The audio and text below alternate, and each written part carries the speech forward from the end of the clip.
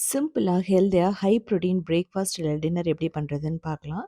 இது வந்து பார்த்தீங்கன்னா, போன் ஸ்ட்ரென்த்துக்கு ரொம்ப நல்லது. வெயிட் லாஸ்க்குமே பெர்ஃபெக்ட்டாக இருக்கும். இதுக்கு 1 கப் பாசிப்பருப்பு எடுத்துட்டு நல்லா வாஷ் பண்ணிக்கணும். 3 தடவ நல்லா வாஷ் பண்ணிடுங்க. இத வந்து கிட்டத்தட்ட ஒரு 8 மணி நேரம் ஊற வச்சாகணும். இதுல வந்து முட்டி வலிய குணப்படுத்துற எல்லா சத்துக்களுமே இருக்கு. 8 மணி நேரத்துக்கு அப்புறமா தண்ணிய கம்ப்ளீட்டா வடிச்சிரணும். மிக்ஸிலயோ இல்லன்னா கிரைண்டர்லயோ போட்டுட்டு ஓரளவுக்கு நல்லா கரகரப்பா அரைச்சுக்கலாம். இதுலயே பச்சை மிளகாய், இஞ்சி, கருவேப்பிலை எல்லாம் போட்டுக்கலாம்.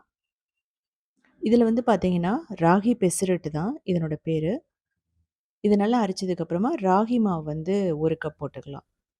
இதையும் போட்டு நல்லா அரைச்சுக்கங்க. அரைச்சுட்டு ஒரு பவுலுக்கு ட்ரான்ஸ்ஃபர் பண்ணிடலாம். இதுல வந்து கொஞ்சம் ஜீரகம் போடணும்.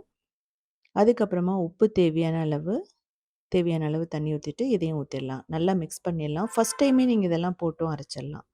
மூடி ஒரு 2 மணி நேரம் வச்சிடலாம். இல்லன்னா இன்ஸ்டன்ட்டா கூட பண்ணிடலாம். சட்னிக்கு இஞ்சி, பச்சை மிளகாய், தேங்காய், பொட்டுக்கடலை, புளி, அதுக்கப்புறமா உப்பு தேவையான அளவு போட்டு நம்ம அரைச்சு எடுத்துக்கலாம். வெயிட் லாஸ் அப்படின்னு போம்போது நீங்க அத தாளிக்கணும்னு அவசியம் இல்ல. தாளிச்சீங்க அப்படின்னா 2 நாளுக்கு வச்சுக்கலாம். புளி போட்டு தாளிக்கும்போது. ஸோ இதுவும் ரெடி ஆயிடுச்சு. நல்ல அயர்ன் தோசை தவால இந்த மாவு ஊத்திட்டு, நல்லா கிரிஸ்பியா வர வரைக்கும் நம்ம வேக வச்சு எடுத்துக்கலாம். இதுலயே வந்து பார்த்தீங்கன்னா, பணியாரம், ஊத்தாப்பம், தோக்லா எல்லாமே ரொம்ப சூப்பரா வரும். Eno, baking soda, baking powder எதுவும் தேவையில்ல. அதே சமயம் அரிசியும் தேவையில்ல. அப்படிங்கும்போது கண்டிப்பா ஒர்க் அவுட் பண்ணதுக்கப்புறம் இத சாப்பிடலாம்.